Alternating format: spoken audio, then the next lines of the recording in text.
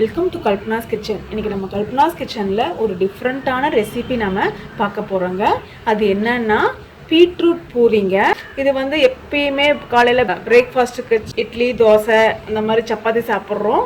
So இன்றைக்கி ஒரு நாள் டிஃப்ரெண்ட்டாக நம்ம பூரி வந்து செஞ்சு சாப்பிட்லாங்க. வாங்க அதுக்கு தேவையான இன்க்ரீடியன்ட்ஸ்லாம் பார்க்கலாம்.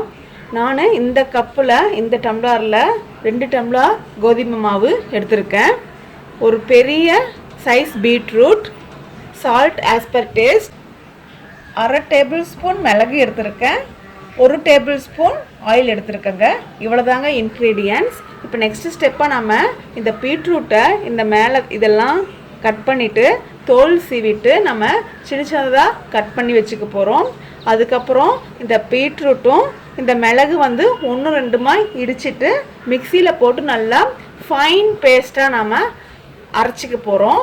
எதுக்குன்னா நம்ம அந்த பேஸ்ட்டை தான் வந்து நம்ம இந்த மாவில் போட்டு பிசைய போகிறோம். ஸோ அதனால் கொஞ்சம் ஸ்மூத்தாக நம்ம அரைச்சி வச்சுக்க போகிறோங்க. அது எப்படின்னு நெக்ஸ்ட் ஸ்டெப்பில் பார்க்கலாங்க. பாருங்கள் ஃப்ரெண்ட்ஸ், நம்ம பீட்ரூட் பூரிக்கு நம்ம பீட்ரூட் பாருங்கள் நல்லா தோல் சீவி இந்த மாதிரி சின்ன சின்னதாக கட் பண்ணி வச்சுக்கிறேன். இந்த பாருங்கள் மிளகு பாருங்கள் ஒரு 1-2 இடிச்சு வச்சுருக்கோங்க. இப்போ வந்து நம்ம இதை வந்து மிக்சியில் போட்டுக்கலாங்க. பீட்ரூட் கொஞ்சம் இனிப்பாக இருக்கிறதுனால தான் நம்ம வந்து ஒரு 1/2 டேபிள் ஸ்பூன் மிளகு ஆட் பண்ணுறோம். பீட்ரூட் சாப்பிடாத பசங்க எல்லாம் வந்து நீங்கள் இந்த பீட்ரூட் பூரி செஞ்சு கொடுத்தோன்னா சூப்பராக சாப்பிடுவாங்க. பாருங்கள், நான் இந்த டேபிள் ஸ்பூனில் 1 டேபிள் ஸ்பூன் உப்பு போட்டுக்கிறேங்க. இப்போ வந்து இதை வந்து எடுத்துன்னே கொஞ்சம் தண்ணி விட்டு அழிக்க வேண்டாம். 1/4 டம்ளர் தண்ணி மட்டும் போதுமானது.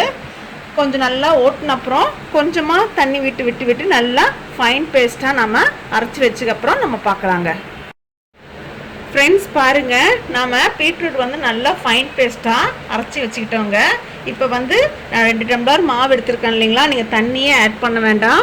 உப்பு இதில் கொஞ்சம் போட்டிருக்கோம் இல்லைங்களா, ஸோ கொஞ்சமாக நம்ம இப்போ உப்பு சேர்த்திக்கலாங்க. அப்புறம் டேஸ்ட் பார்த்துட்டு சேர்த்திக்கலாம். ஸோ இந்த பேஸ்ட்டை அப்படியே இதில் ஆட் பண்ணிடுங்க. நான் அந்த 1/4 டம்ளர் தண்ணி மட்டும் ஊற்றி நான் அரைச்சி வச்சுருக்கேங்க. இது நல்லா நீங்கள் மிக்ஸ் பண்ணிக்கோங்க. அதனால தான் வந்து மாவில் பிசைகிறதுக்காக தான் வந்து நம்ம ஃபைன் பேஸ்ட்டாக வந்து நான் வந்து உங்களை அரைச்சி வச்சுக்க சொன்னேங்க. நான் அப்போ தான் நல்லா சாஃப்டாக இருக்கும் பூரி. இந்த ஃபைபர்லாம் வந்து எல்லாம் ஃபுல் ஃபைபர் வந்து இப்போ அந்த பூரியில் போயிருங்க உங்களுக்கு. அதனால தான் நான் வந்து அதை வடிகட்டல. நான் எனக்கு வந்துங்க இந்த பீட்ரூட் எசன்ஸ் வந்து கொஞ்சம் ஜாஸ்தி ஆயிடுச்சு. நம்ம அரைச்சி வச்சோம் இல்லைங்களா, அது கொஞ்சம் ஜாஸ்தி ஆயிடுச்சு. அதனால நான் இன்னொரு 1/2 டம்ளர் நான் மாவு சேர்த்து இந்த மாதிரி பிசைஞ்சு வச்சுருக்கேங்க. இப்போ லாஸ்ட்டாக வந்து நம்ம எடுத்து வச்சுருக்க அந்த 1 டேபிள் ஸ்பூன் ஆயிலை வந்து நல்லா மேலே இந்த மாதிரி நல்லா விட்டு பிசைஞ்சிக்கலாம். இது வந்து ஒரு 15 to 20 மினிட்ஸ் ஊறினப்புறம் நீங்கள் பூரி சுட்டினா சூப்பராக இருக்குங்க. நம்ம எடுத்துக்கிற மாவோட நம்ம அந்த பீட்ரூட் வந்து ஜாஸ்தியாக இருந்தால் பூரி சூப்பராக இருக்குங்க. எல்லா சொத்தும் அந்த பூரியிலே போகும். ஸோ இது 15 to 20 மினிட்ஸ்க்கு அப்புறம் நம்ம எப்படி செய்யறதுன்னு நம்ம பார்க்கலாங்க. பாருங்கள் ஃப்ரெண்ட்ஸ், 20 மினிட்ஸ் ஆயிடுச்சு. இப்போ வாங்க எப்படி நம்ம பீட்ரூட் பூரி செய்கிறதுன்னு பார்க்கலாங்க. நான் கடாயில் பொரிக்கிற அளவுக்கு எண்ணெய் ஊற்றி வச்சுருக்கேங்க. கொஞ்சம் எண்ணெய் காஞ்சிருச்சு.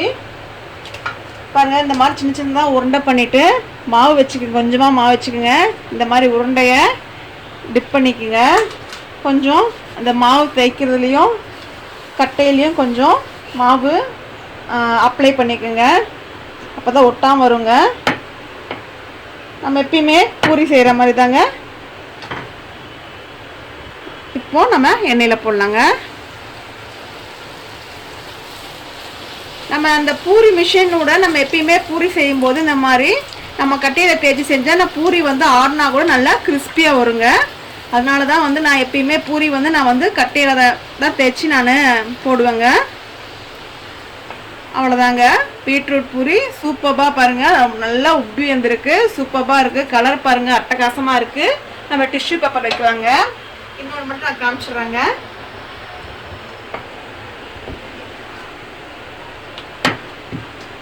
கொஞ்சம் மொத்தமாக கொஞ்சம் லேசாக, நம்ம எப்பயும் பூரி செய்யக்கூடாது, கொஞ்சம் மொத்தமாக செஞ்சிங்கன்னா அது கொஞ்சம் நல்லா சாஃப்டாக இருக்கும். பாருங்கள், நல்லா உப்பி வருது. எல்லா பூரியும் சூப்பராக இருக்குது. பார்க்குறதுக்கு அட்டகாசமாக இருக்குது. நீங்களும் கண்டிப்பாக வீட்டில் ட்ரை பண்ணி பாருங்கள். பாருங்கள் ஃப்ரெண்ட்ஸ், பீட்ரூட் பூரி ரெடியாக இருக்குது. பாருங்கள் அவங்க முன்னாடி வச்சுருக்கேன், வாங்க சாப்பிட்லாங்க. இந்த பீட்ரூட் பூரியோட ஒயிட் சட்னி வச்சா சும்மா கலக்கலாக இருக்குங்க. கண்டிப்பாக இந்த ரெசிபி நீங்கள் வந்து ட்ரை பண்ணி பாருங்கள். உங்களுக்கு இந்த ரெசிபி பிடிச்சிருந்தா லைக் பண்ணுங்கள், ஷேர் பண்ணுங்கள், சப்ஸ்கிரைப் பண்ணுங்கள். தேங்க்யூ.